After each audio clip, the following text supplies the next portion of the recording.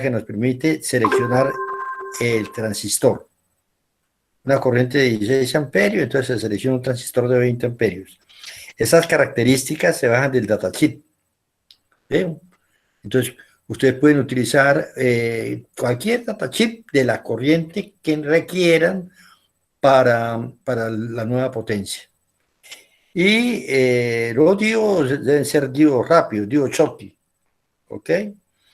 Aquí aparece el modelo del diodo para poder determinar el modelo circuital del diodo. Entonces, con estas características, montamos el modelo circuital, el circuito y el modelo circuital, del modelo circuital. Donde tenemos aquí la entrada, tenemos el inductor y la resistencia del inductor. Tenemos el transistor, el diodo. Ingeniero, qué pena, está mostrando algo, es que solo estamos viendo la práctica. Ah, vamos a mirar aquí entonces, perdón, me habían dicho antes. Luis, a ver cómo está. Vamos a mirar a ver. Un momento. A ver. Tenemos que regresar aquí.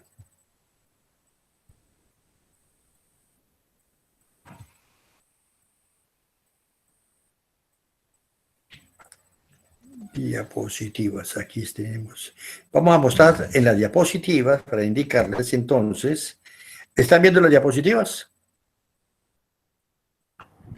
Ya se están compartiendo. Sí, ya. Dice, el mismo, solamente hay un cambio.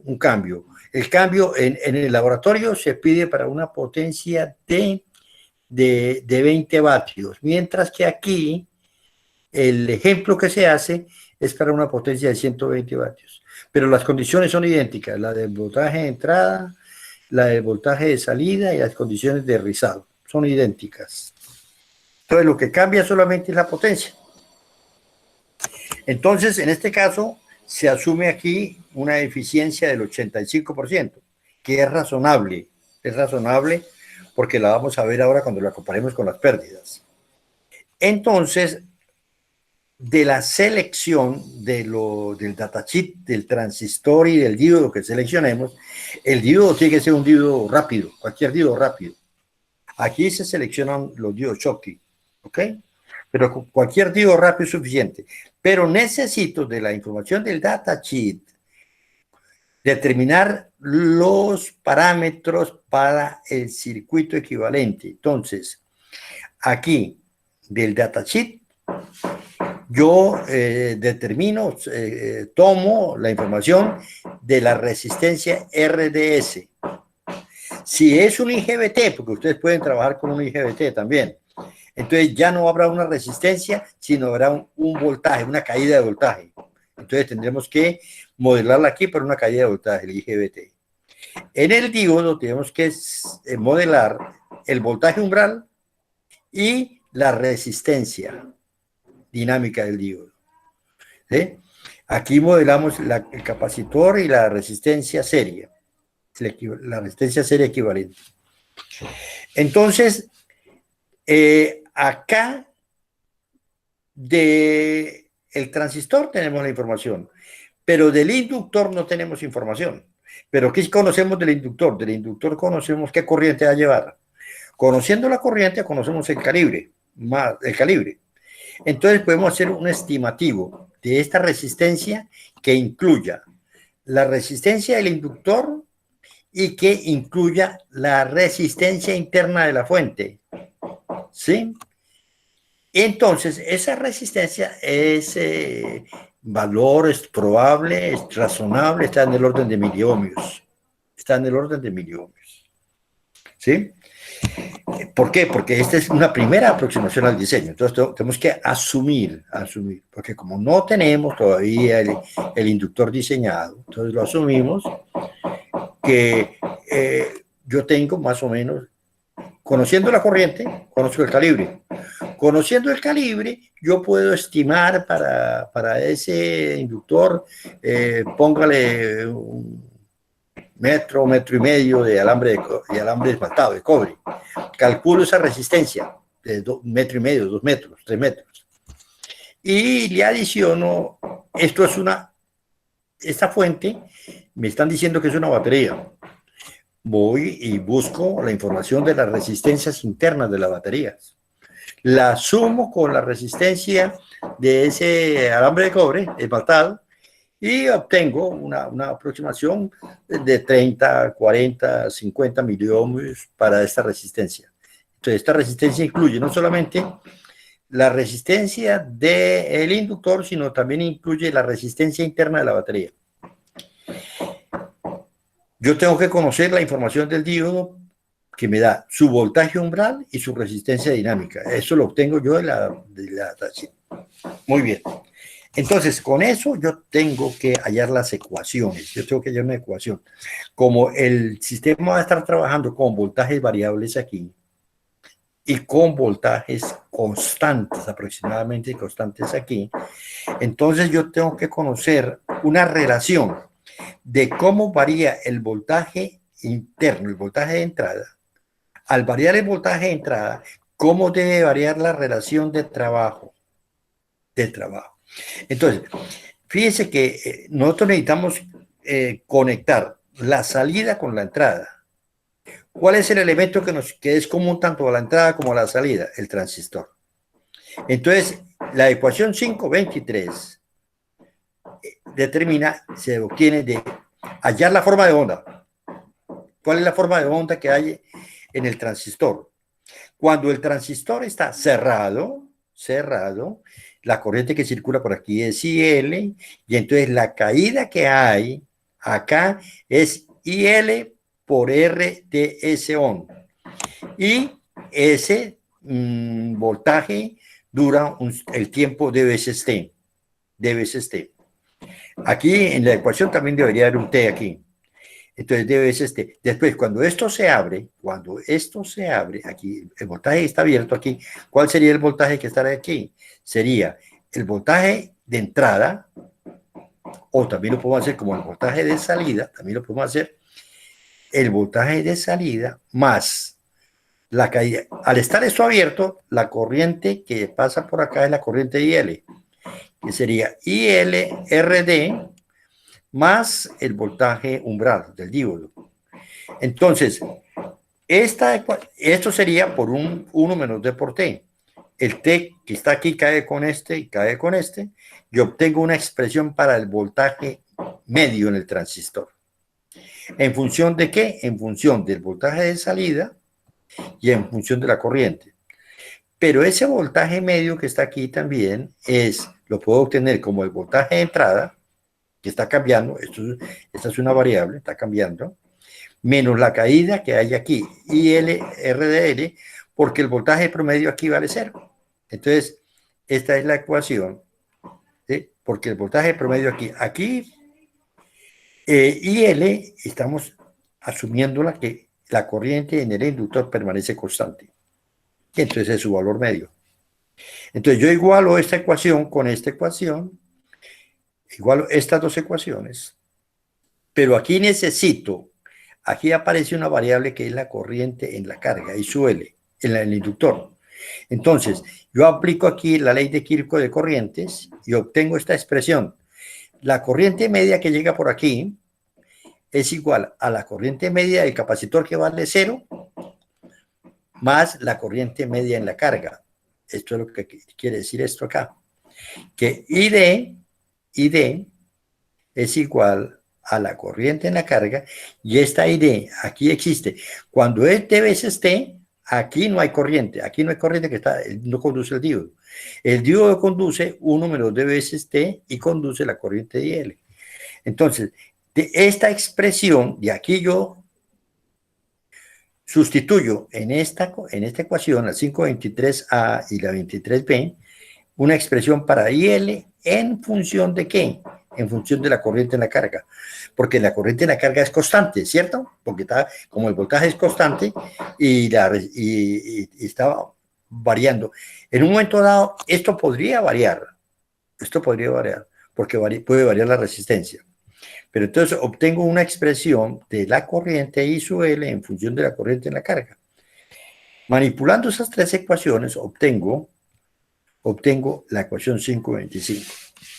Esa ecuación 525 me dice, mire, para mantener el voltaje de la salida constante, cuando varía el voltaje de entrada, ¿por qué? Porque el voltaje de entrada varía entre 15 y 9 voltios. Al variar el voltaje de entrada, yo tengo que variar D. El gráfico de esta ecuación, al graficarla, obtengo esto.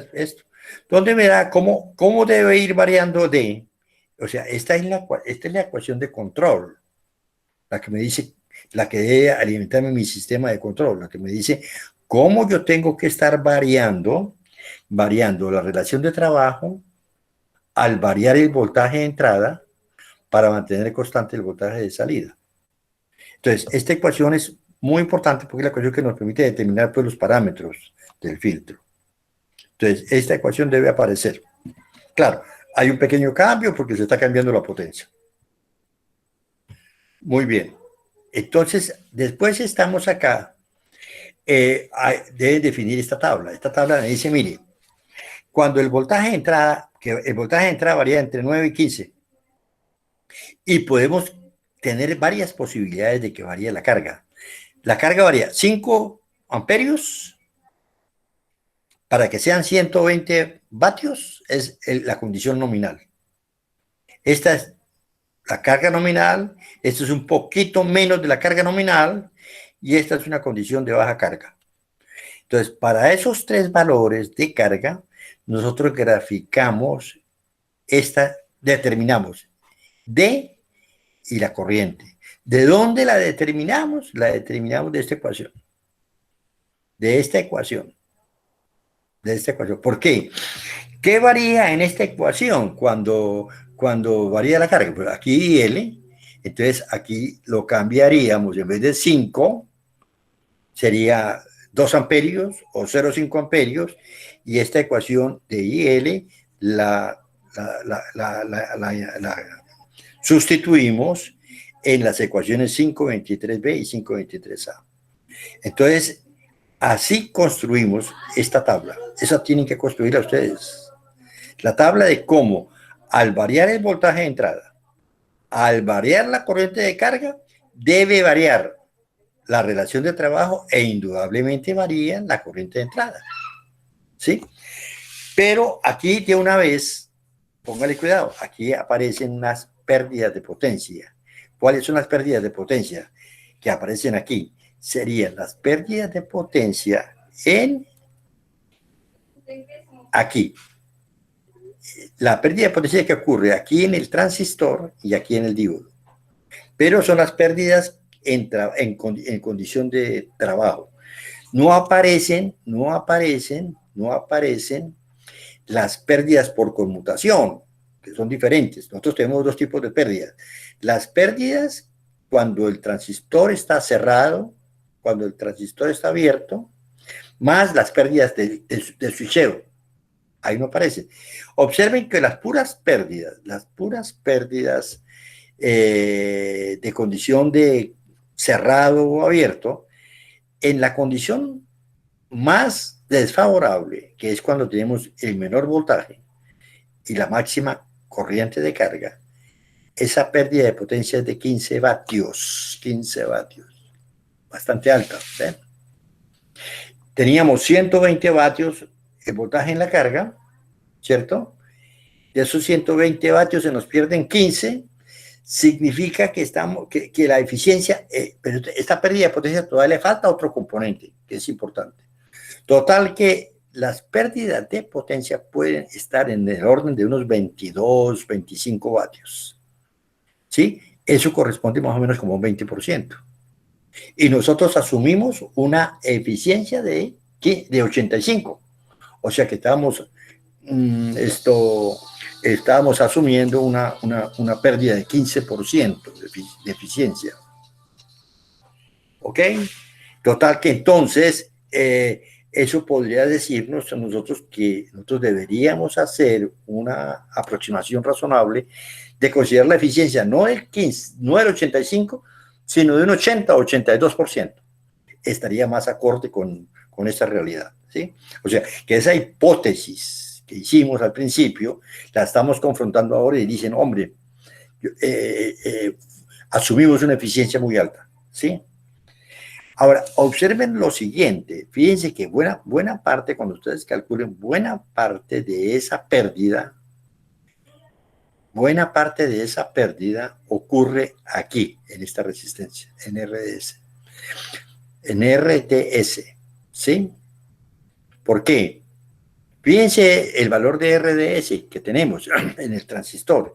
RDS se asume más o menos aquí el valor típico de 37 miliohmios, ahí se sumen 40 miliohmios, ¿cierto?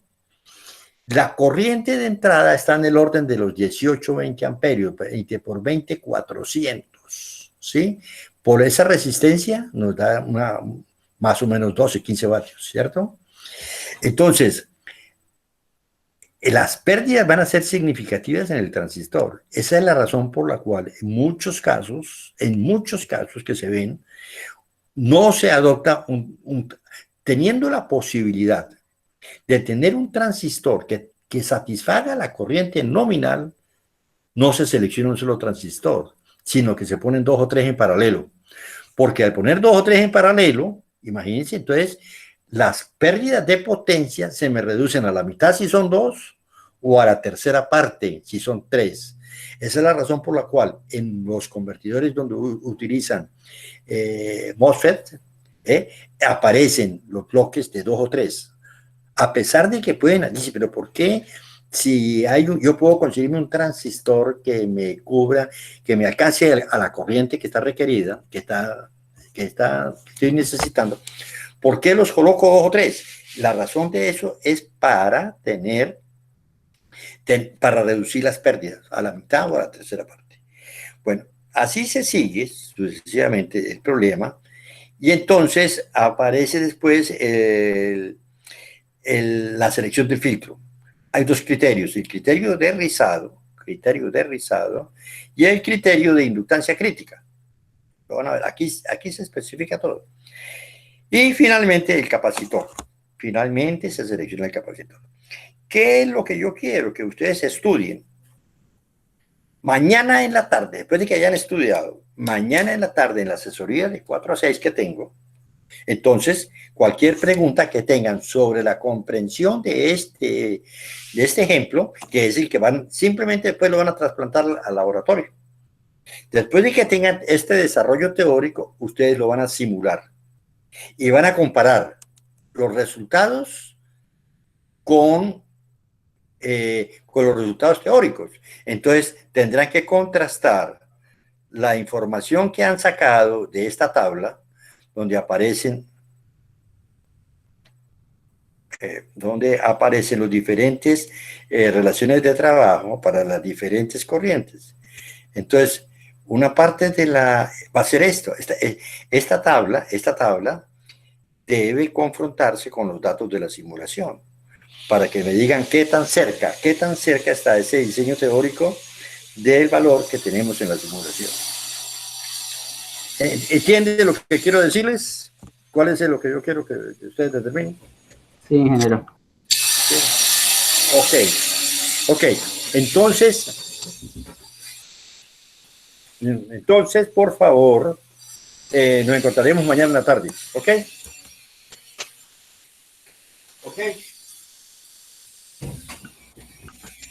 ¿Aló? Sí. Bueno, entonces, cualquier pregunta que tengan, estudien ese ejemplo y mañana en la tarde a las 4, de 4 a 6, cuando esté yo la asesoría, pues ustedes me hacen la pregunta que consideren conveniente. ¿Estamos de acuerdo? Sí, ingeniero. Ok. Bueno, nos despedimos por esta tarde. Que tengan una buena tarde. Ok. Hasta luego, ingeniero. Hasta luego. Hasta luego.